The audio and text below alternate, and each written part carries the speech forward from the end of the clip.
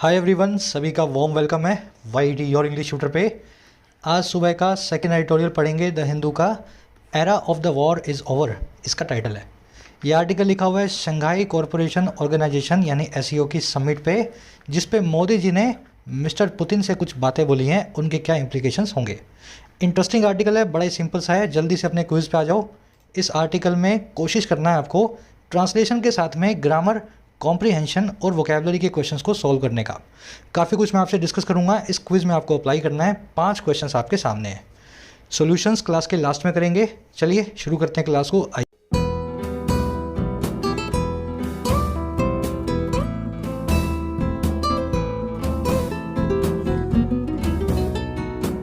Class शुरू करने से पहले एक छोटा सा नोट। एसएससी का रीसेंट नोटिफिकेशन आया है जिसमें सारा का सारा एसएससी का पैटर्न चेंज हो गया है। सारा तो नहीं बोलूँगा, लेकिन मोस्टली चीज़ें जो है चेंज हो गई हैं। तो ये पूरा नया पैटर्न अपने स्टडी कर रहे हैं। मुझे 2-4-6 घंटे और चाहिए। ऑलरेडी मैं एक वीडियो बनाने की कोशिश कर रहा था, लेकिन पैटर्न इतना चेंज हुआ है, मुझे टाइम लग रहा है थोड़ा। तो कोशिश करेंगे आज शाम तक या कल तक आपको एक डिटेल्ड वीडियो मिलेगी एसएससी को फुल ऑन कैसे प्रिपेयर करना है। ठीक है, थोड़ा सा टाइम मुझे दे दो। सुबह शाम में एक सेशन अपने करने वाले हैं। चलिए, कह रहा है era of the war is over. देखिए, एरा का मतलब होता है युग, इसको पीरियड भी बोलते हैं, और वॉर का मतलब होता है जंग। और ओवर एक एडवर्ब है यहाँ पे, इसका मीनिंग होता है किसी चीज़ का फिनिश यानी कि ख़त्म हो जाना। कह रहा है जो युग है ना, जो पीरियड है, और किसका भाई, वॉर का यानी कि जंग का, अब वो ओवर हो गया है, अब वो ख़त्म हो चुका है। सिंपल सा फ्रेज है, सिंपल सा सेंटेंस है। एरा आपका सब्जेक्ट है, एज इसकी वर्ब है, ये बन गया आपका टाइटल। एक्चुअल में ये बात है जो मोदी जी ने मिस्टर पुतिन से कही थी, उसी बात को टाइटल बना के लिख दिया गया है। अब एक चीज़ ध्यान से देखना, ये जो ओवर देख रहे हो ना, ओवर, और एक दूसरी एडवर्ब होती है ऑन, ये दोनों एक दूसरे की उल्टी चलती हैं। ऑन का मतलब होता है किसी चीज़ का शुरू होना, स्टार्ट होना, और ओवर का मतलब होता है किसी चीज़ का फिनिश हो जाना, ख़त्म हो जाना। जैसे द गेम इज़ ऑन, इसका मीनिंग पता क्या है, गेम जो है, मैच जो है, अब शुरू हो चुका है। और द गेम इज़ ओवर, इसका मतलब है मैच अब ख़त्म हो चुका है। The war is on, war शुरू हो चुकी है। एग्ज़ाम्स आर ओवर, मतलब इम्तिहान ख़त्म हो चुके हैं। तो ये सिंपल सी चीज़ समझ गए ना। अब इसमें ध्यान देने वाली चीज़ एक और है। ये जो ऑन और ओवर देख रहे हो, ये सिर्फ एडवर्ब्स नहीं है, ये प्रेपोजिशंस भी हैं। क्या सर? ये प्रेपोजिशंस। और प्रेपोजिशन फॉर्म में इनका मतलब होता है किसी चीज़ के ऊपर। देखो, जैसे the book is lying on the table, किताब जो है टेबल के ऊपर लाई कर रही है यानी कि पड़ी है। यहाँ पे ऑन एडवर्ब नहीं है, क्योंकि इसका एक ऑब्जेक्ट टेबल इसके बाद में दिया गया है। तो ऑन और ओवर के अगर ऑब्जेक्ट मिल जाए, अगर इनको क्या मिल जाए, ऑब्जेक्ट मिल जाए, तो ये एडवर्ब नहीं कहलाती हैं, ये प्रेपोजिशन कहलाती हैं, और इनका मतलब होता है ऊपर। The book is lying on the table.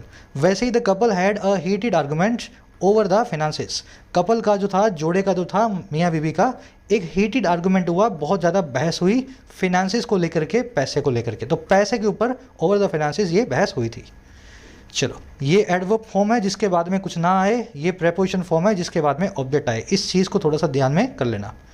चलो आगे बढ़ते हैं। इसके टाइटल पैराग्राफ को देखिए क्या कहना चाह रहा है।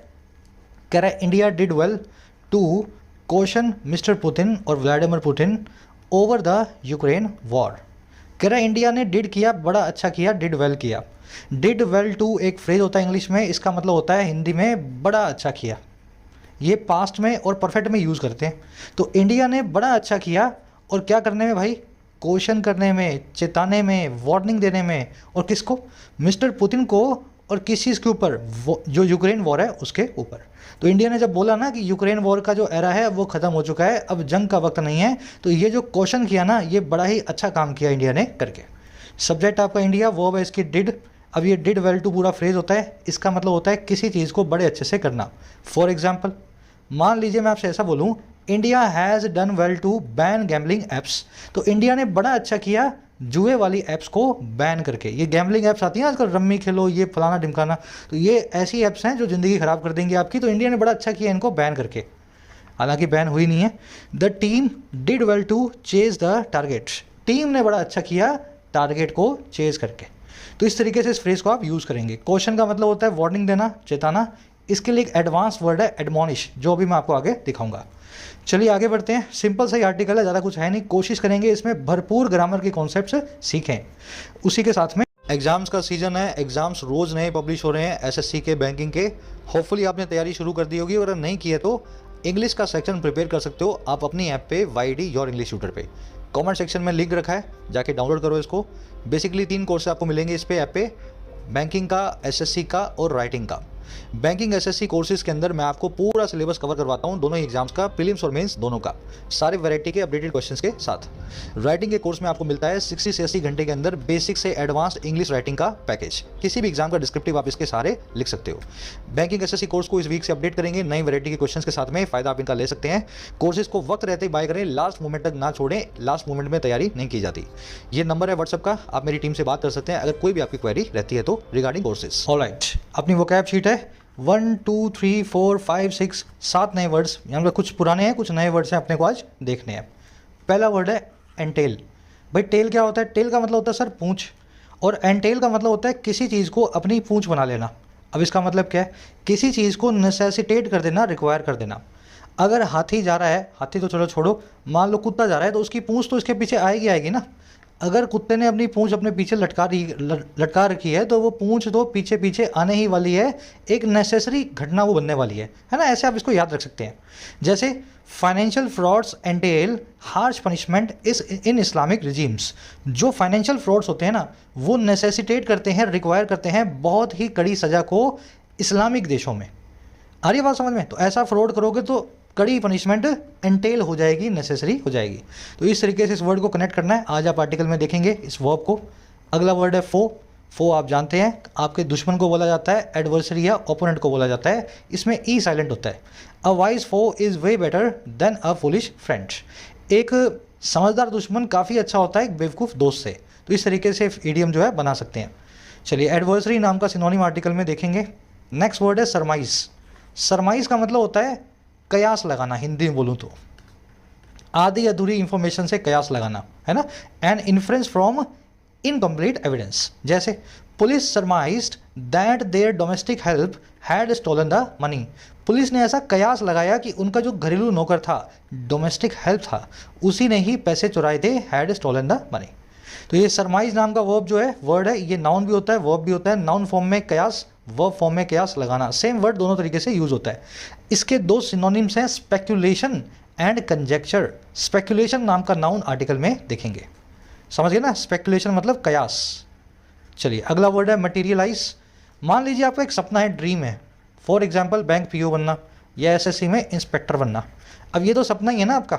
जिस दिन ये सपना मटेरियल बन जाएगा, मटेरियल का मतलब है ऐसी चीज़ जो सच हो, जिसको आप छू सकें, तो उस दिन आप इस सपने को मटेरियलाइज कर देंगे। मतलब समझे इसका? किसी चीज़ को सच बनाना, किसी चीज़ को साकार करना। जो ख्वाबी दुनिया है, ख्याली पुलाव हैं, अगर सच हो जाएं तो वो मटेरियलाइज यानी कि मटेरियल बन जाते हैं, साकार हो जाते हैं। Her dreams of becoming independent materialized with her selection for the job. उसका जो ख्वाब था आज़ाद होने का, इंडिपेंडेंट होने का, वो मटेरियलाइज हो गया, साकार हो गया उसके जॉब में सिलेक्शन के साथ ही। इसको रियलाइज और मैनिफेस्ट भी बोलते हैं। मैनिफेस्ट एक एडवांस वर्ड है किसी चीज़ के साकार होने के लिए, ठीक है। आज मटेरियलाइज आर्टिकल में आएगा। नेक्स्ट वर्ड है शो डाउन। ये 15-20 बार आ चुका है पिछले 1 महीने में। इसका मतलब होता है फेस ऑफ, स्टैंड ऑफ यानी कि तमाशा। 2 पार्टियां आमने सामने आ जाती हैं, लड़ने लगती हैं, शो डाउन है ना, फेस ऑफ। तो स्टैंड ऑफ नाम का सिनोनिम आर्टिकल में देखेंगे। Shalini had a showdown या standoff with her boss over a pay hike. Shalini का तमाशा सा हो गया अपने बॉस के साथ में, पे में हाइक को लेकर के, सैलरी में इजाफे को लेकर के, ठीक है। ये वर्ड आर्टिकल में देखोगे, स्टैंड ऑफ। नेक्स्ट वर्ड है फॉइल। फॉइल का मतलब होता है थ्वाट, किसी चीज़ को प्रिवेंट करना या होने से रोकना। जैसे आपको, मतलब आप कुछ काम कर रहे हो, आपके काम में कोई टांग फंसा दे, आपका काम ना होने दे, तो आप बोल सकते हो ही और शी हैज़ फोइल्ड माई वर्क। उस या उस बंदे ने, बंदी ने मेरे काम में टांग अड़ाई है, मेरे काम को हिंडर या प्रिवेंट किया है। The law enforcement agencies foiled an attack on the president. जो हमारी कानून की इन्फोर्समेंट एजेंसीज हैं, पुलिस है, आर्मी है, इन्होंने फोइल किया, प्रिवेंट कर दिया एक अटैक को प्रेसिडेंट के ऊपर, ठीक है। तो इस तरीके से वर्ड यूज होता है। इसको थॉट बोलते हैं। आज थॉट आप आर्टिकल में देखेंगे। इसके लिए एक सिनोनिमस ईडियम है, to nip in the bud. इसका मतलब होता है किसी चीज़ को शुरू में ही रोक देना, आगे बढ़ने ही ना देना, रोकने की तो नौबत ही ना आए, शुरुआती अवस्था में ही ख़त्म कर देना। इस पे एरर्स बनती हैं निप एट द वर्ड से, है ना। इस ईडियम का सही फॉर्म है निप इन द वर्ड। कहीं भी nip at, nip on the word दिखे तो समझ लेना एरर का क्वेश्चन बना हुआ है। चलो, लास्ट वर्ड है एडमोनिशन। एडमोनिशन के 2 मीनिंग होते हैं। पहला मीनिंग होता है एक वार्निंग, और दूसरा होता है लताड़। अगर मैं आपको वार्न करूं कि ऐसा हो जाएगा, ऐसा कर लेना, तो वो भी एडमोनिशन है। और अगर मैं आपको डांटूं, फटकारूं, तो भी एडमोनिशन है। ये वर्ब बनी है एडमोनिश नाम की, ये मतलब ये नाउन जो है एडमोनिश नाम की वर्ब से बना है। एडमोनिश का मतलब ही होता है किसी को लताड़ना। Students did not take well the admonition from the professor. Students ने प्रोफेसर की लताड़ को अच्छे से नहीं लिया, मतलब उसकी लताड़ लगाने पे गुस्सा हो गए। अब ये जो स्कोल्डिंग है, लताड़ है, इसके सिनोनिम होते हैं रिब्यूक, रेप्रिमांड, और एक अच्छा सिनोनिम है ड्रेसिंग डाउन। ड्रेस मतलब कपड़े, डाउन मतलब नीचे, किसी के कपड़े उतार देना, किसी को लताड़ लगाना, किसी को शर्मिंदा करना, है ना। ऐसे ही फ्रेजल वर्ब याद की जा सकती है।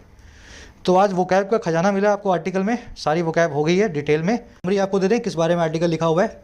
देखिए, शंघाई कॉरपोरेशन ऑर्गेनाइजेशन जिसको बोलते हैं SCO, इसमें टोटल 8 कंट्रीज़ हैं including India, China, Pakistan, Russia, सब इसके पार्ट हैं। तो इनकी हर साल एक सालाना मीटिंग होती है। इस साल की मीटिंग थोड़ी सी खास थी। ये मीटिंग हुई है समरकंद में, जो है उज्बेकिस्तान की एक सिटी। अब ये मीटिंग इसलिए खास थी क्योंकि कोरोना के बाद और रशिया यूक्रेन वॉर के बाद पहली बार बड़े बड़े वर्ल्ड लीडर जो हैं एक दूसरे से आमने सामने मिले। मोदी साहब मिले पुतिन से, शाई जिनपिंग से, सब लोग आमने सामने थे।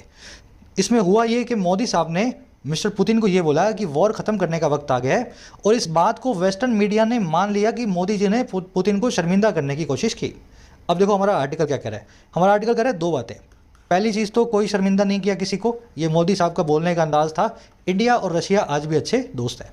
दूसरी चीज़, ये SCO जैसी जो मीटिंग्स है ना, इनमें इंडिया को सोच समझ के पार्टिसिपेट करना चाहिए, क्योंकि कॉन्फ्लिक्ट ऑफ इंटरेस्ट आता है। एक तरफ तो हम US के दोस्त हैं, और दूसरी तरफ ऐसी मीटिंग्स में पाकिस्तान और चाइना के साथ में अपना जो है मंच शेयर करते हैं, प्लेटफॉर्म शेयर करते हैं। तो इंडिया को थोड़ा सोचना होगा कि इनमें पार्टिसिपेशन कितना जायज़ है। आज की टोन है वेलकमिंग, वेलकम कर रहा है मोदी जी ने जिस तरीके से बैलेंसिंग एक्ट निभाया। चलिए शुरू करें आर्टिकल को।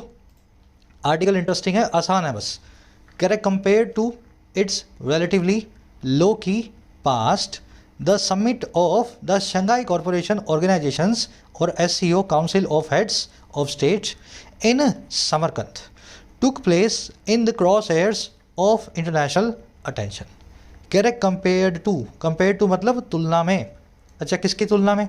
इसके तुलनात्मक रूप से लो की या लो प्रोफाइल पास्ट के। तो जिसकी चीज़ की बात हो रही है ना, उसका पास्ट जो है बहुत ज़्यादा हाई प्रोफाइल नहीं रहा है। करेक्ट, कंपेयर टू इसके कम जो है कम जो है लो प्रोफाइल पास्ट के। हुआ क्या? कह रहे जो समिट है, समिट का मतलब क्या है? टॉप कॉन्फ्रेंस, हिंदी में बोलते हैं शिखर वार्ता। कह रहे जो इस बार शिखर वार्ता हुई है, और किसकी? SCO के स्टेट ऑफ हेड्स की, यानी कि SCO कंट्रीज़ के सुप्रीम लीडर्स की, 8 कंट्रीज़ के। और कहाँ पे हुई है? ये हुई है सर समरकंद में, उज्बेकिस्तान की एक सिटी में। कह रहे कंपेयर टू इसके लो की पास्ट के, इस बार जो ये समिट हुई है ना, ये टुक प्लेस हुई है, ये हैपन या अकर हुई है निशाने में, यानी कि क्रॉस एयर्स में, और किसके? इंटरनेशनल अटेंशन के, दुनिया भर की अटेंशन के। तो पहले कभी भी इन मीटिंग्स को तवज्जो नहीं मिली पिछले 5, 10, 15, 20 सालों में, लेकिन इस बार पूरी दुनिया की निगाह इस मीटिंग के ऊपर थी। आ गया समझ में सेंटेंस? समिट आपका सब्जेक्ट है, टुक प्लेस इसकी वर्ब है, V2 लगा हुआ है, पास्ट टेंस है। टेक प्लेस करना मतलब किसी घटना का घटित होना, इसको हैपन या अकर भी बोलते हैं। अब ये बहुत सिंपल सी फ्रेजल वर्ब्स हैं, तो मैं रोज़ नहीं बताता हूँ आपको, क्लास में अगर आप रेगुलर हो तो आपको पता है। क्रॉस एयर्स क्या होता है? क्रॉस एयर्स का मतलब होता है टारगेट। अगर आपने वीडियो गेम्स खेली हैं तो मैं आपको क्रॉस एयर्स दिखाता हूँ, आप देखते ही पहचान जाओगे। 1 सेकेंड रुकना। देखो ये होता है क्रॉस एयर्स, देख रहे हो? तो ये टारगेट बोलते हैं ना, वीडियो गेम में आता भी होगा जहाँ पे आपको गोली मारनी है। तो इस बार पूरी दुनिया का टारगेट था ये वाली मीटिंग। और देखने वाला कुछ है? चलो, एक कॉन्सेप्ट है, ये मैं आपको आगे करवाऊंगा। एक बार अपने थोड़ा सा आगे बढ़ते हैं, फ्लो बनाते हैं। कह रहा है apart from the SCO's new agreements on regional engagement, discussions among the 8 members including 4 Asian states which are Kazakhstan, Kyrgyzstan, Tajikistan and Uzbekistan, focused on inducting Iran as a member. अब यहीं रुकेंगे, comma लग गया, लंबा sentence है। कह रहे apart from. अब अपार्ट फ्रॉम का मतलब क्या है? इस चीज़ के सिवाय। इसको इन एडिशन टू या बिसाइड्स भी बोलते हैं, ठीक है। कह रहे इस चीज़ के साथ ही साथ, और किस चीज़ के भाई? SCO के नए अग्रीमेंट्स के साथ में, और जो अग्रीमेंट्स हैं रीजनल इंगेजमेंट को लेकर के, इस पूरे रीजन में बातचीत को लेकर के, व्यापार को लेकर के। कह रहे इन एग्रीमेंट्स के साथ ही साथ, ये तो होने ही थे तो हो गए, कह रहे इसके साथ साथ हुआ ये जो डिस्कशंस थी ना, जो बातचीत थी, और किस में, 8 मेंबर्स में, और जिसमें शामिल कौन है, जिसमें शामिल हैं ये वाले 4 मेंबर्स, ये किर्गी, कजाकी, तजिकी और उज्बेकी है ना, ये चारों स्थान जो हैं सेंट्रल एशियन स्टेट्स हैं। कह रहे ये डिस्कशंस हुई 8 मेंबर्स में, जिनमें ये चारों भी शामिल थे। इन डिस्कशंस ने फोकस किया, और किस चीज़ पे किया, ऑन लगा के बता रहे, कह रहे फोकस किया इंडक्ट करने में, वेलकम करने में, और किसका, ईरान का एक नए मेंबर के तौर पे। तो 8 से 9 हो जाएंगी, ईरान नवा मेंबर बन चुका है। अब ये सारा काम कैसे हुआ, ये सारा काम हुआ broadening the SCO dialogue partners to west and south Asia, broaden करते हुए, फैलाते हुए एससीओ के डायलॉग पार्टनर्स को, एससीओ में बातचीत करने वाले मेंबर्स को, और कहाँ पे, वेस्ट और साउथ एशिया पे, और कहाँ पे, on trade, tourism and counter terrorism in the region, और ट्रेड की तरफ, टूरिज्म की तरफ, और आतंकवाद से लड़ने की तरफ इस पूरे रीजन के अंदर। सेंटेंस लंबा है मैं जानता हूँ, देखो कहाँ से बना है सेंटेंस, यहाँ से बना हुआ है और यहाँ तक है। एक बार रिपीट करूँगा फिर इसकी स्ट्रक्चर को देखेंगे। तो कह रहे सिवाय इस बोरिंग काम के जो हर मीटिंग में होता है नए एग्रीमेंट्स का, कह रहे इसको छोड़ दो, इनके अलावा जितनी भी डिस्कशंस हुई इन 8 मेंबर्स के बीच में, जिसमें 4 सेंट्रल एशियन वाले ये स्थान भी शामिल थे, कह रहे ये डिस्कशंस का सारा फोकस था इस चीज़ पे। किस चीज़ पे भाई, इंडक्ट करना, वेलकम करना ईरान का नए मेंबर के तौर पे। और ये काम कैसे किया इन्होंने किया फैलाते हुए एससीओ के डायलॉग पार्टनर्स को, और कहाँ तक, वेस्ट और साउथ एशिया तक। और ये सारा डायलॉग होगा ट्रेड पे, टूरिज्म पे और काउंटर टेररिज्म पे इस रीजन के अंदर। अब समझ में आ गया सेंटेंस। डिस्कशंस की वर्ब है फोकस्ड, फोकस का मतलब है कहीं पे ध्यान केंद्रित करना, फोकस को कंसंट्रेट भी बोलते हैं। ध्यान ये रखना है कि फोकस के बाद में और कंसंट्रेट के बाद में हमेशा ऑन आएगा, ठीक है। अगर मैं एट लगा के दे दूं, समझ लेना एग्जामिनर ने गलती की है ना, ऑन आएगा। तो ये फॉर्मूला याद रखना, और इसमें कुछ देखने वाला नहीं दिख रहा। इंडक्ट करना मतलब किसी को अप्रूव करना या इनिशिएट करना किसी चीज़ की एंट्री एक ग्रुप के अंदर। जैसे आप एक ऑर्गेनाइजेशन को ज्वाइन करते हैं तो फर्स्ट डे या फर्स्ट वीक में आपकी एक ट्रेनिंग होती है, उसको बोलते हैं इंडक्शन ट्रेनिंग। बैंक में जाओगे ना, एसएससी की जॉब करोगे तो आपकी इंडक्शन ट्रेनिंग होगी 1 वीक की। इसमें आपको इंडक्ट किया जाएगा, वेलकम किया जाएगा ऑर्गेनाइजेशन के अंदर, आपको समझाया जाएगा ऑर्गेनाइजेशन कैसे काम करती है। तो कुछ ऐसा ही इस बार ईरान के साथ किया गया। ब्रॉडन यहाँ पे है, फैलाने की बात कर रहा है, पीपीएसए प्रेजेंट पार्टिसिपल साइमल्टेनियस एक्शन। जब ये फोकस कर रहे थे तब ये ब्रॉडन भी कर रहे थे। और आगे बढ़ते हैं, कह रहे however more focus was on the bilateral meetings on the sidelines. कह रहे हालांकि जो ज़्यादा फोकस था वो था 2 तरफा मीटिंग्स पे, बायलैटरल मीटिंग्स पे। और कहाँ पे, ऑन द साइडलाइंस। साइडलाइंस का मतलब क्या होता है, ये हो रही है एससीओ की मीटिंग, खत्म हो गई, अब इसके बाद 2 मेंबर इधर बैठ गए, 2 मेंबर इधर बैठ गए, तो ये साइड लाइन में बैठे हैं, है ना, मेन मीटिंग से हटके। तो सारा फोकस साइड लाइन वाली मीटिंग्स के ऊपर था। अब क्यों था, कह रहे as this was the first such major conference that Russian president Vladimir Putin attended since the Ukraine war. कह रहे क्योंकि ये पहली फर्स्ट सच ऐसी बड़ी मेजर कॉन्फ्रेंस थी जिसको मिस्टर पुतिन ने अटेंड किया था जब से वॉर शुरू हुई है, सिंस द यूक्रेन वॉर। कह रहे एज वेल एज, साथ ही साथ, part of the first visit abroad by Chinese president Xi Jinping since the कोविड-19 पैंडेमिक एंड ताइवान टेंशंस। और ये एक हिस्सा भी था फर्स्ट विजिट का विदेश में, अब्रोड में, चाइना के प्रेसिडेंट शी जिनपिंग का, जब से कोविड-19 पैंडेमिक और ताइवान टेंशन शुरू हुई हैं। तो इस तरीके से सारा फोकस इन पे था कि ये दोनों पहली बार घर से बाहर निकले हैं इतने बड़े बड़े काम करके। एक ने वॉर शुरू कर दी, एक ने पैंडेमिक शुरू कर दी, तो अब ये आपस में कैसे मिलेंगे और कैसे ये दूसरी कंट्रीज से बात करेंगे। फोकस की वर्ब है वॉज, फोकस के बाद में अगेन ऑन आएगा, आपको मैंने बताया था। दिस की वर्ब है वॉज, प्रेसिडेंट पुतिन की वर्ब है अटेंडेड। चलो समझ में आ गया, बढ़े आगे। कह रहे पीएम मिस्टर मोदी's अटेंडेंस या Narendra Modi's attendance was equally meaningful. अब कह रहे हैं इन दोनों की बात तो ठीक है, पीएम मोदी की अटेंडेंस भी थी, वो बड़ी मीनिंगफुल थी, सार्थक थी। कैसे भाई, कह रहे given that it was the first time he met Mister Putin since the war. कह रहे इस चीज़ को देखते हुए, गिवन दैट मतलब कंसीडरिंग बोल सकते हैं इसको, कंसीडरिंग। कह रहे इस चीज़ को कंसीडर करते हुए, किस चीज़ को, ये पहली दफ़ा थी कि पीएम साहब मिले मिस्टर पुतिन से जब से वॉर शुरू हुई है। कह रहे and mister she since the stand of at the LAC. और मिस्टर जिनपिंग से मिले जब से स्टैंड ऑफ शुरू हुआ है एलएसी के ऊपर। स्टैंड ऑफ तो समझ गए ना, तमाशा, standoff, face off, showdown. और कब हुआ था, ये शुरू हुआ था सन 2020 में, इन 2020। चलो मोदी साहब की अटेंडेंस की वर्ब है वॉज, इट की वर्ब है वॉज, ही आया अगेन मोदी जी के लिए, वर्ब है इसकी met. Stand off you have already seen, face off, stand off और समझ गए ना, शो डाउन एक दूसरे के सिनोनिम्स हैं। LAC के आगे क्यों द लगा है, अब आज आप मुझे बताओ। ये मेरे ख्याल से ऐसा कॉन्सेप्ट है, कई बार हो गया पिछले 15 दिनों में, है ना, कब अपने किस जियोग्राफिकल लोकेशन के आगे द लगाते हैं। अब एक एक स्टूडेंट को अच्छे से आना चाहिए। डालो कमेंट्स में जिनको पता है LAC के आगे द क्यों लगाया गया। LAC मतलब लाइन ऑफ एक्चुअल कंट्रोल। चलो अब दो अपने ग्रामर के कॉन्सेप्ट इकट्ठे हो गए हैं, एक ऊपर रह गया, एक यहाँ पे है। तो पहले इस वाले को कर लेते हैं, ठीक है। देखो एक वर्ब है गिवन दैट, मतलब एक प्रेपोजिशन है या कंजंक्शन है समझ लो, गिवन दैट, और एक है गिवन बिना दैट के। कभी कभी आपको गिवन मिलेगा अकेला, कभी कभी गिवन दैट मिलेगा। तो कब आपको किसको लगाना है, दोनों का मीनिंग सेम है, दोनों का मीनिंग है, इस बात को ध्यान में रखते हुए। तो ये कॉन्सेप्ट है सिंपल सा, गिवन और गिवन दैट दोनों का मीनिंग सेम है, लेकिन गिवन एक प्रेपोजिशन है, गिवन दैट एक कंजंक्शन है। इसका मतलब क्या है जी, इसका मतलब ये है कि गिवन के बाद में एक ऑब्जेक्ट होगा, उसकी कोई वर्ब नहीं होगी, और गिवन दैट तब लगेगा जब इसके बाद में क्लोज आया हो, एक सब्जेक्ट और वर्ब का पेयर आया हो। बस सिंपल सा फॉर्मूला है। अब इसको मैं आपको लगा के दिखाता हूँ प्रैक्टिकली एग्जाम में। द प्राइसेस ऑफ क्रूड में कंटिन्यू टू राइज गिवन और given that the ongoing war. जो क्रूड के प्राइसेस हैं वो जारी रह सकते हैं, आगे बढ़ना, राइज करना, देखते हुए, कंसीडर करते हुए ऑनगोइंग वॉर को, उस वॉर को जो भी चालू है, कंटिन्यू है, ऑनगोइंग है। अब क्या लगाएं यहाँ पे, देखो द है आर्टिकल, ऑनगोइंग है एडजेक्टिव, वॉर है एक नाउन। वर्ब आ रही है कोई, नहीं आ रही, तो ये एक ऑब्जेक्ट है और ऑब्जेक्ट आता है प्रेपोजिशन का, तो यहाँ आप लिखेंगे गिवन, ठीक है। मैं लिख देता हूँ खुद से ही, गिवन, बस। अब सेकंड वाला सेंटेंस देखो, the crisis prices of crude में कंटिन्यू टू राइज गिवन या given that the war is still ongoing. तो राइज, प्राइस जो है बढ़ते रहेंगे, आगे जो है राइज करते रहेंगे, देखते हुए इस चीज़ को कि वॉर अभी भी जारी है। अब मीनिंग वही है यहाँ पे, लेकिन स्ट्रक्चर चेंज हो चुकी है। द यहाँ पे आर्टिकल है, वॉर एक नाउन है, इज इसकी वर्ब है, ऑनगोइंग मेन वर्ब है, स्टिल एक एडवर्ब है। ऐसा ही है ना, वॉर इज ऑनगोइंग कहने का मतलब है नाउन यानी कि सब्जेक्ट और वर्ब का पेयर आ चुका है, ये क्लोज है, ये कंजंक्शन लेगा, अब यहाँ लगेगा गिवन दैट। तो यहाँ पे गिवन अगर लगा देते हो तो गलत है, आपको एक्चुअल में लिखना चाहिए, एक सेकंड रुकना, है ना, गिवन से काम नहीं चलेगा, कहने का मतलब आपको लिखना चाहिए गिवन दैट। तो ये फॉर्मूला याद रखेंगे आप, आज के क्विज में भी यूज़ किया जाएगा। चलो आगे बढ़ते हैं।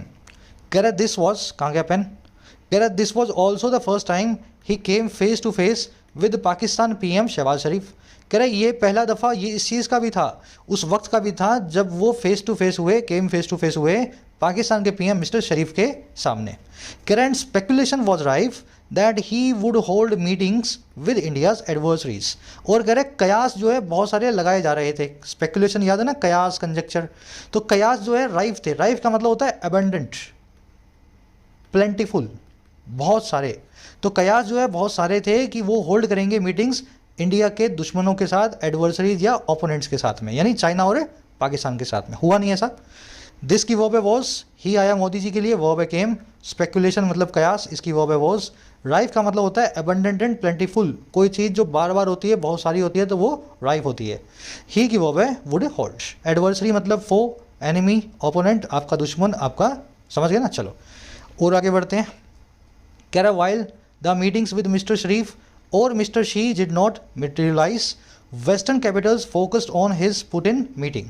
कह रहे जहाँ मीटिंग थी मिस्टर शहबाज शरीफ के साथ या फिर मिस्टर शी जिनपिंग के साथ, कह रहे ये दोनों मीटिंग्स मटेरियलाइज नहीं हुई। मटेरियलाइज होना क्या होता है, किसी चीज़ का साकार होना, समझते हो ना।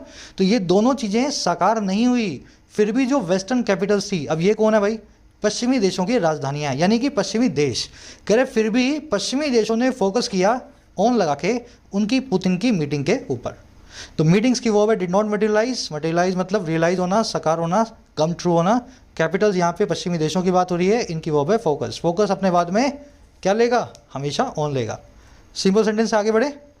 कह रहा mister Modi's opening comment to mister Putin that the era of war has ended has been read as an admonition of Russia's war in Ukraine. कह रहे मिस्टर मोदी का जो ओपनिंग कमेंट था, जहाँ से मीटिंग शुरू हुई थी मिस्टर पुतिन के सामने, और कमेंट क्या था, दैट वो ये कि एरा ऑफ वॉर जो है अब ख़त्म हो चुकी है, जंग के वक्त, जंग का वक्त जो है अब निकल चुका है ना, जंग का वक्त नहीं है। कह रहा है ये कमेंट जो है ना, इसको रीड किया गया है, हैज़ बिन रेड। और कैसे रीड किया गया है, पैसिव वॉइस लगा करके रीड किया गया है इसको, एक लताड़ के तौर पे, रिव्यू या एडमोनिशन के तौर पे। और किसका, ये है रशिया की वॉर का यूक्रेन के अंदर। तो वेस्टर्न मीडिया ने यही सोचा है कि मोदी जी ने तो बड़े अच्छे से पुतिन को लताड़ लगाई है। कमेंट की वर्ब है has been read, passive voice again, read as मतलब कैसे रीड किया गया। ये रीड एक ऐसी वर्ब है V1 V2 V3 सेम होती है। तो रीड रेड रेड, सेकंड को V2 बोल देते हैं, V2 को रेड बोल देते हैं, V3 को रेड बोल देते हैं, स्पेलिंग चेंज नहीं होती है इसकी। एरा की वर्ब है हैज़ एंडेड, एडमोनिशन मतलब वार्निंग या लताड़, दोनों इसके मीनिंग है वार्निंग और रिब्यूक। चलो और आगे बढ़ते हैं। कह रहा है however it would be wrong to read Mister Modi's engagement with Mister Putin as any kind of public shaming. कह रहा है हालांकि ये गलत होगा, इट वुड बी रॉन्ग, क्या गलत होगा कि रीड करें आप, पढ़ें, और किसको, मोदी साहब की इंगेजमेंट को, बातचीत को, और किसके साथ, मिस्टर पुतिन के साथ में। और कैसे रीड करें इसको, रीड करें किसी भी तरह की पब्लिक शेमिंग के तौर पे, पब्लिकली किसी को एम्बेरस करने के तौर पे। तो ये गलत होगा अगर आप ऐसा सोचते हैं मोदी जी ने पुतिन को एम्बेरस किया है। कह रहे कैसे रीड करना चाहिए आपको, but rather an expression of concern over the war. कह रहे बल्कि एक रादर, बजाय इसके, ये रादर का मतलब है बजाय इसके, बजाय ये एक अभिव्यक्ति है, एक एक्सप्रेशन है कंसर्न का, चिंता का, इस वॉर के ऊपर, ओवर द वॉर। और ये कौन सी वॉर है, कह रहे something that mister Putin sad he understand. कह रहे ये एक ऐसा एक्सप्रेशन है, समथिंग एक ऐसी चीज़ है जिसको पुतिन ने भी कह दिया कि वो समझते हैं, he understands. Simple sentence, it की वर्ब है would be wrong, would be यानी रॉन्ग तो वर्ब नहीं है, एडजेक्टिव है, वर्ब इसकी होगी वुड बी। पुतिन साहब की वर्ब है सेड, ही आया पुतिन के लिए, इसकी वर्ब है अंडरस्टैंड्स। और इसमें कुछ देखने वाला मुझे लग नहीं रहा, ठीक है। चलो बढ़ते हैं आगे। आगे कह रहा है जी, a day before mister Putin had also said to Mr. Xi that he understood China's concerns। कह रहा है इससे एक दिन पहले मिस्टर पुतिन ने यह भी कहा था मिस्टर शी को, और क्या कहा था कि वो समझते हैं, अंडरस्टैंड करते हैं चाइना की चिंताओं को भी। और कैसे समझते हैं, indicating Russia's realization of the need to effect a ceasefire and dialogue. Indicate करते हुए रशिया की रियलाइजेशन को, रियलाइजेशन का मतलब होता है एहसास, एहसास को, और एहसास है उस नीड का, उस ज़रूरत का जो है इफ़ेक्ट करने की, लेकर के आने की एक सीज़ फायर और बातचीत को। सीज़ फायर मतलब फायर को सीज़ कर देना, गोलीबारी बंद कर देना, यानी कि पीस लेके आना, और डायलॉग होता है बातचीत। तो ऐसा उन्होंने, रशिया ने बोला कि हम भी समझते हैं ये दोनों चीज़ें ज़रूरी हैं, और चाइना के कंसर्न्स को भी हम अच्छे से समझने को तैयार हैं। चलो सिंपल सेंटेंस है, पुतिन की वर्ब है had also said, had also said, और ही की वर्ब अंडरस्टूड, इंडिकेटिंग यहाँ पे PPSA है। जब वो ऐसा कह रहे थे तो ऐसा इंडिकेट भी कर रहे थे, इस चीज़ की तरफ हिंट भी कर रहे थे। बढ़े आगे। चलो हिंट से याद आया मुझे, हिंट के बाद में कौन सा फिक्स प्रेपोजिशन लगाते हैं, परसों वाली क्लास में करवाया था ना, हिंट, एल्यूड, रिफर, इंसिनुएट, चारों सिनोनिम है। हिंट के बाद में कौन सा फिक्स प्रेपोजिशन लगाते हैं, सब लोग कमेंट्स में पोस्ट करें। हिंट के बाद में टू लगाते हैं, ऑन लगाते हैं, एट लगाते हैं, या विद लगाते हैं। चलो नेक्स्ट पैराग्राफ पे आ जाओ, बताना जिनको याद है। कह रहा है India now comes with prominence, comes into prominence as chair of the SCO and is making preparations for next year's SCO summit ahead of the G20 summit in New Delhi. कह रहा है इंडिया अब प्रोमिनेंस में आता है। प्रोमिनेंस का मतलब है इंपॉर्टेंस, सबकी नज़र में आने वाली जगह होती है, एमिनेंस वाली, इंपॉर्टेंस वाली जगह होती है प्रोमिनेंस। तो कह रहा है इंडिया अब इंपॉर्टेंस, इसको इंपॉर्टेंस कर लेना, इंडिया अब इंपॉर्टेंट पोजीशन में आता है। और कैसे, चेयर के तौर पे SCO की, चेयर का मतलब है चेयरपर्सन, अब इंडिया ही चेयर को होल्ड करेगा। और कह रहा है इंडिया प्रिपरेशन भी कर रहा है नेक्स्ट ईयर की SCO समिट का, जो कि दिल्ली में होने वाली है। और ये कब होगी, ये होगी अहेड ऑफ, अहेड ऑफ का मतलब होता है बिफोर, और किससे, G20 समिट के, जो होने वाली है न्यू दिल्ली के अंदर। तो इंडिया अब प्रोमिनेंस में आ गए, अगली समिट हमारे यहाँ होने वाली है। इंडिया की वर्ब है कम्स, इंडिया की दूसरी वर्ब है इज मेकिंग एंड कंजंक्शन के बाद। आगे कह रहे हैं India needs to ensure that participation of all SCO members including China and Pakistan despite the tensions which will entail some diplomatic elbow grease. कह रहे इंडिया को नीड्स, ज़रूरत है कि ये इंश्योर करे, इस चीज़ को पक्का करे, और किसको, भागीदारी को, पार्टिसिपेशन को, सभी SCO के मेंबर्स का। और कौन कौन शामिल है इसमें, जिसमें शामिल हैं दो अपने पुराने दोस्त चाइना और पाकिस्तान। तो इंडिया को ज़रूरत है कि सभी SCO मेंबर्स को पार्टिसिपेट करवाना है, चाइना और पाकिस्तान को इंक्लूड करते हुए। और कैसे करवाना है जी, बावजूद, डिस्पाइट, सभी तनाव के और टेंशन्स के। और कह रहे ये जो चीज़ है ना पार्टिसिपेट करवाने वाली, कह रहा है ये चीज़ इंटेल करेगी, ज़रूरी बनाएगी, नेसेसिटेट करेगी, और किसको करेगी, कुछ डिप्लोमेटिक एल्बो ग्रीस को। एल्बो ग्रीस का मतलब होता है हार्ड वर्क। तो इंडिया को डिप्लोमेटिक हार्डवर्क करना पड़ेगा, अपने जयशंकर साहब को खूब पापड़ बेलने पड़ेंगे सबको एक मंच पे लाने के लिए। और किसके द्वारा? वो अगेन वही बोल रहा है, mister EAM external affairs minister Jaishankar. और ये काम होने वाला है इन नेक्स्ट फ्यू मंथ्स, अगले कई महीनों के अंदर। और ये कहाँ से शुरू होगा? ये शुरू होगा beginning this week at the UNGA, शुरू होते हुए इसी हफ्ते यूनाइटेड नेशंस की जनरल असेंबली में, आम सभा में। सिंपल सेंटेंस है, ब्रेक कर रहा हूँ पीस बाय पीस, ऐसे ही पढ़ा जाता है। इसकी इंडिया की वर्ब है नीड्स, इस पूरे काम की वर्ब है विच की वर्ब है विल इंटेल। विच आया इस पूरे काम के लिए कि इंडिया को ये सब काम करना है, तो इस चीज़ को इंटेल करता है ये वाली चीज़। एल्बो ग्रीज मैंने आपको बता दिया, देखो कैसे बना एल्बो ग्रीज। एल्बो मतलब कोनी, ग्रीज आप जानते हैं। अब कोनी पे ग्रीज कैसे आएगी? ये ग्रीज नहीं है, ये है स्वेट। एल्बो ग्रीज का मतलब है आपकी कोनी पे आने वाला पसीना, और कोनी पे पसीना उसी के आता है जो हार्डवर्क करता है। तो एल्बो ग्रीज का मतलब ही होता है आपका हार्डवर्क। अब इस वर्ड को एल्बो रूम नाम के वर्ड से कंफ्यूज नहीं करना है। एल्बो रूम क्या होता है? काम करने की आज़ादी, फ्रीडम टू वर्क। पहले लिख देता हूँ, फिर मीनिंग इसको समझा दूंगा आपको कैसे बना हुआ है। एल्बो रूम का मतलब होता है फ्रीडम टू वर्क। अब ये कैसे बना है? मान लीजिए आप दो आदमी आजू बाजू में बैठे हो और काम कर रहे हो, तो दोनों की कोहनियाँ आपस में फंसेंगी ना कोहनियाँ, तो आपको दूसरे वाले के हिसाब से अपनी कोहनी चलानी पड़ेगी कि मेरी कोहनी उसकी कोहनी में ना फंसे। लेकिन अगर मैं आपको एल्बो रूम दे दूं, आपकी एल्बो को थोड़ा सा स्पेस दे दूं, तो मैं आपको फ्रीडम ऑफ वर्क दे दूंगा, आप अपने हिसाब से काम कर सकते हो। ठीक है ना? तो कोहनियाँ ना फंसें, फ्रीडम टू वर्क मिल जाए, इसीलिए इस वर्ड को एल्बो रूम बोलते हैं। ये दोनों अलग अलग वर्ड्स हैं, आज के क्विज में इन पर आपको कन्फ्यूज़ करेंगे। चलो आगे बढ़ते हैं। वो कैब बहुत इंटरेस्टिंग है अगर इंटरेस्ट आप लो तो, अगर इसको बहुत बड़ा काम मान के इसे डरोगे तो वो कैब तो फिर डराएगी आपको। कह रहा है India pitch to the SCO for connectivity with Eurasian region hinges on its development of Chabahar port through Iran. कह रहा है इंडिया की जो पिच है, इंडिया की जो डिमांड है, पिच का मतलब होता है लाउड डिमांड, जो सबको अपने चीख चीख के चिल्ला चिल्ला के बोलते हैं। तो कह रहे हैं इंडिया की जो चीख पुकार वाली डिमांड है ना, जो इंडिया काफ़ी वक्त से कर रहा है, और किसके सामने? SCO के सामने। और किस लिए? कनेक्टिविटी के लिए यूरेशियन रीजन के साथ में। यूरेशियन मतलब यूरोप और एशिया दोनों जुड़ जाएं, इस पूरे रीजन में कनेक्टिविटी आ जाए। कह रहे ये जो पिच है ना, ये हिंज ऑन करती है, ये डिपेंड ऑन करती है, और किस पे करती है भाई? इसकी डेवलपमेंट पे, जो है चाबार पोर्ट की। इंडिया कैसे चाबार पोर्ट को डेवलप करेगा, कैसे इसको विकसित करेगा, और किसके थ्रू? ईरान के थ्रू।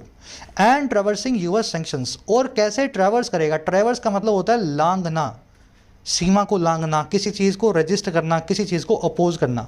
तो कैसे इंडिया लांघेगा अमेरिका के सैंक्शंस को, अमेरिका के प्रतिबंधों को जो ईरान के ऊपर लगे हुए हैं। और कैसे होगा ये सारा काम? ये सारा काम होगा while still competing with China Pakistan back transit route through Gwadar. और ये काम सब तब का तब होगा जब इंडिया कंपीट विद कर रहा होगा, प्रतियोगिता या प्रतिद्वंद कर रहा होगा चाइना और पाकिस्तान के द्वारा बैक्ड यानी सपोर्टेड ट्रांजिट रूट्स को, आने जाने के रस्तों को ग्वादर के थ्रू। तो इधर चाइना पाकिस्तान तो अपना ही रास्ता बना रहे हैं ग्वादर पोर्ट के थ्रू, जहाँ से यूरोप और एशिया में व्यापार हो सकेगा। इंडिया कह रहा है कि हम जो है अपना रास्ता बनाना चाहते हैं चाबार के थ्रू, US के सैंक्शन को लांघ करके इंडिया अपना रास्ता बना पाएगा। इसी बात पे पूरा मामला हिंज ऑन करता है। पिच की वर्ब है हिंज, हिंज का मतलब है डिपेंड करना, रिलाई करना। अगेन डिपेंड, रिलाई और हिंज तीनों के बाद में ऑन या अपॉन ही आता है, एट को मत लगाना। ठीक है, ये एट मैंने एरर के लिए लगाया आपके लिए, एट दिख जाए तो समझ लेना एरर लगी हुई है, ऑन या अपॉन ही लगाना है। चलो कंपीटिंग विद, यहाँ पे PPS है, प्रेजेंट पार्टिसिपल साइमल्टेनियस सेक्शन। आगे कर रहा है India will have to ensure the SCO walks the talk on building a new consolidated list of terrorist groups. कह रहे इंडिया को ये भी इंश्योर करना पड़ेगा, पक्का करना पड़ेगा कि SCO वॉक द टॉक करता है। वॉक द टॉक का मतलब होता है अपनी बातचीत पे खरा उतरना, जो कह दिया वो टॉक, जो टॉक कर दी वो वॉक करके दिखाना, है ना। तो इंडिया को ये भी जरूर, टेररिज्म के मामले पे इंडिया को ये भी इंश्योर करना पड़ेगा कि SCO अपनी बात पे खरा उतरे, और वो बात है बिल्ड करने की एक नए कंसोलिडेटेड यानी कि combined list of terrorist groups की। पूरे इस रीजन के अंदर एक ही लिस्ट बने सारे आतंकवादियों के ग्रुप्स की। कह रहा an area where it is frequently थॉटेड बाय चाइना। कह रहा एक ऐसा एरिया है जहाँ पे इसके काम में टांग फंसाई जाती है, फ्रीक्वेंटली बार बार थॉट किया जाता है चाइना के द्वारा। तो इंडिया की वर्ब है विल हैव, SCO की वर्ब है वॉक द टॉक, इट आया इंडिया के लिए, इट की वर्ब है इज थॉटेड पैसिव वॉइस में। थॉट का मतलब होता है फॉइल करना, निप इन द बर्ड करना, किसी को हिंडर या ऑब्स्ट्रक्ट करना। समझ में आ गया ना। ये इडियम देख लेना, वॉक द टॉक बड़ी मतलब अच्छी सी इडियम है। पहली इडियम है talk the talk. Talk the talk का मतलब बस बोलते जाना, सिर्फ बातें करना, करके ना दिखाना, बस टॉक द टॉक करना। लेकिन अगर आप अपनी टॉक को वॉक भी करने लगें, अब ये देखो वॉक द टॉक भी होता है और वॉक द वॉक भी होता है, दोनों सेम है। अगर आप अपनी वॉक को टॉक को वॉक करें या वॉक को वॉक करें तो इसका मतलब ये है जो कहते हो उसके खरा भी उतर रहे हो, बातों को पूरा भी करके दिखा रहे हो। तो एसईओ को यही करना, वॉक द टॉक करना है। चलो कह रहा है meanwhile new Delhi will also have to balance its ties keeping western partners in the Quad and other groupings reassured. कह रहा है इसी बीच में नई दिल्ली को बैलेंस भी करना पड़ेगा अपने रिश्तों को, और कैसे, कीप करते हुए अपने वेस्टर्न पार्टनर्स को, वेस्टर्न कंट्रीज़ में जो इसके दोस्त हैं, और किस में, क्वाड नाम की ग्रुपिंग में और अदर ग्रुपिंग्स में रीअश्योर्ड। तो इन पार्टनर्स को भी भरोसेमंदी में ला के रखना पड़ेगा, कीप करना पड़ेगा रीअश्योर्ड। कीप रीअश्योर्ड का मतलब है किसी आदमी को पूरा भरोसा दिलाना कि मैं आपके साथ हूँ। कह रहा है specially as the polarisation between the US-EU coalition and Russia China led combine continues to grow. कह रहा है ये सब काम स्पेशली खास करके इस प्रकार से होगा जैसे जैसे जो ध्रुवीकरण है, पोलराइजेशन समझते हो ना, ध्रुवीकरण, भाई दो ध्रुव बन गए, दो पाले बन गए, आधी दुनिया इस तरफ आधी दुनिया इस तरफ, तो इसको बोलते हैं ध्रुवीकरण। जैसे हिंदू मुस्लिम का हो जाता है इंडिया में। कह रहा है जैसे जैसे जो ध्रुवीकरण है दो ग्रुपों के बीच में, पहला है यूरोप और US के बीच का कॉलिशन, दोनों के बीच का ग्रुप, और दूसरा रशिया चाइना की अगुवाई में चलता हुआ एक कंबाइन का मतलब भी होता है ग्रुप। कह रहा है जैसे जैसे पोलराइजेशन के बीच में जारी रहता है ग्रो होना, ध्रुवीकरण बढ़ता जा रहा है।